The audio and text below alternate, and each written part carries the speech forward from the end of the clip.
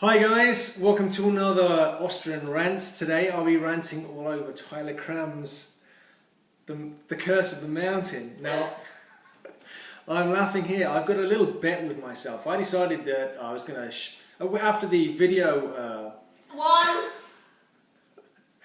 After the video...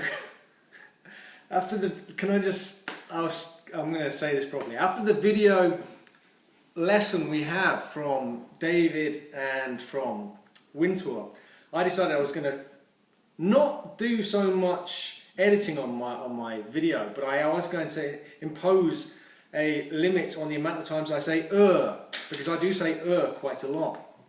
So I have my daughter here, Lauren. Hi. She's counting how many times I say and every time I get to 10 I'm going to have to do a dance. Which I think is a fair... We don't want to get there. We don't want to do it. We don't know. So, Tyler Cram's The Curse of the Mountain. And this is coming from a good place, Tyler. You are... Book 2.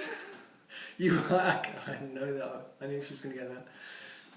Tyler... I'm really worried. Tyler... 2, 3, third one. Tyler wrote a book and it's called The Curse of the Mountain. And I'm actually really quite stressed at the moment, so I can't actually think what I was going to say. Tyler wrote, and this is coming from a good place. Tyler is a horror aficionado. He watches lots of horror films, he reads lots of horror books. He is totally opposite to me because I don't do either of those two things because I get scared very easily. There are 3 types of horror readers. The readers that read books and think, ugh. And there are the other type of book readers that read that and go, I'm scared. And there's the other type of reader that is Tyler, that can read other books and then put all those books and put it into one book. And that's what Tyler's done. He's got witches, he's got werewolves, he's got zombies, he's got possession, he's got hospital horror, he's got gore horror, he's got spiders in boys horror. I mean, there's literally every type of horror you could possibly get in a book, in every film, put into one book. And that's what we've got. That is The Curse of the Mountain. Now, he's stuck very closely to the tried and traditional horror genre. And it's almost like watching a film put into a book. And that's... It's almost more like a splash horror... let's go. 5. You good? Are you fine? Are you going to distract me again? No? Are you good? No. Great, thanks. So, it's like splash horror, gore horror. He's stuck very closely to the traditional... 6, 7. You said it twice, didn't I did, didn't I? Yeah. 7. I did.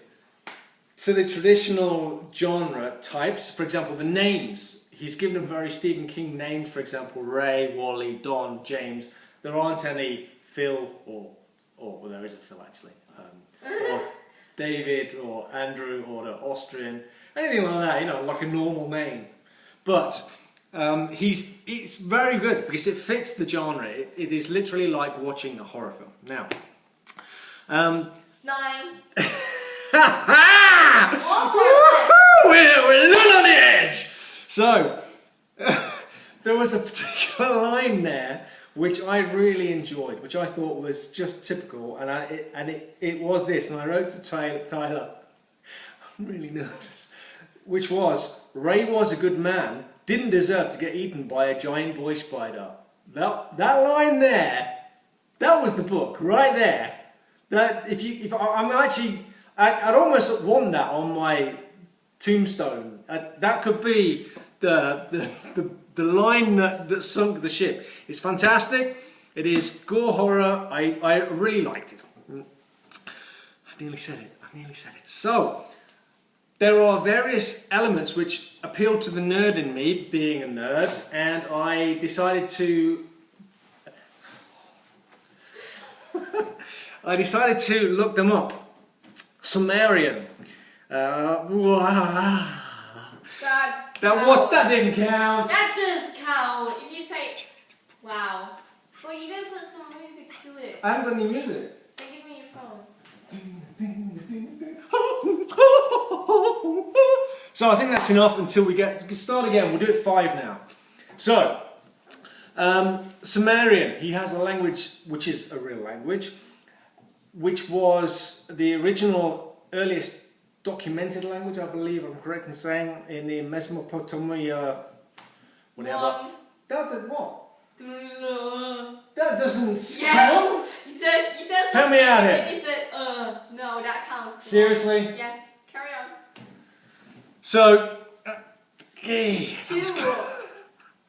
The book is written in Omni, which is a hard sell for me. I am a nerd, I like my POV, I am a modern reader, and Omni, it does great against me, Tyler, I have to say. It was hard reading. The head hopping, knowing all of the feelings of every single character, knowing what they thought, that actually worked against you, I have to say, for me, but that's because I have my modern sensibilities. That doesn't mean to say that that's going to apply to every other reader. So, regardless, we have elements in there which,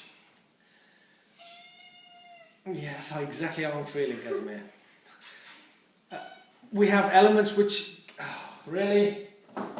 We have elements in there which are going to work for you. You have, for example, you have a werewolf. Everybody knows the rules of werewolves. We have witches. Everybody knows the rules of witches. We have zombies. Everybody knows exactly where we are with zombies. We had elements in there which were extreme. Spiders, which have eaten and hollowed out the inside of people and live inside them and have it as a skin, I think I can't say it was not believable, but that's exactly what I'm saying. It's not believable. But you have to come up with something original. And I think that it was a fair attempt at that. I think that it was a pretty nasty thing to have. Silver... You're just waiting, aren't you? How many are we on? 2. Sumerian as a language was great. I like the factual detail you went into there. For example, you went into the name Lilith. Obviously, you looked at that. I heard that. I heard. You've got it on camera anyway. We are not getting on at all today. I really need to concentrate. Today. Did you know today is beat the door today? Oh yeah, you wish. Apparently. So. I actually should hit you every time you say because that, that's... I think that would actually be easier. I think that will work better. Thank you. Then you will... This is Andy's rant. No, shut up. Shut up. She's not there. So, rant going on. I think that overall... I'm just going to place myself there so you can't see it. I think overall that this was a great book. I really liked it. I really liked the fact that it did so many things all together. It has, in that sense, no shame. It is very confident of what it's doing. It's very confident of itself in its genre. It knows exactly the people who are reading it. It knows what they want and it's giving it to them. It is. For a person who... Don't hit on me. I love this part. Yeah. For a person who's not been brought up on that, for a person who doesn't actually watch horror films because they scare me witless, I think that it was nevertheless enjoyable. I did enjoy it. I think if you take it as a roller coaster ride, if you take it as this is something which is set out to scare me, it doesn't necessarily scare me, but I appreciate the effort it's gone involved in it. It's like Halloween. It's like watching Halloween in a book. You know, to a certain extent, that there are genre tropes which are going to appear. You know that the good guys, at the end, there's going to be something which comes back. And I don't want to spoil it, but that's exactly what happens. And you know that it's going to happen. And that's okay, because we're playing along to that genre.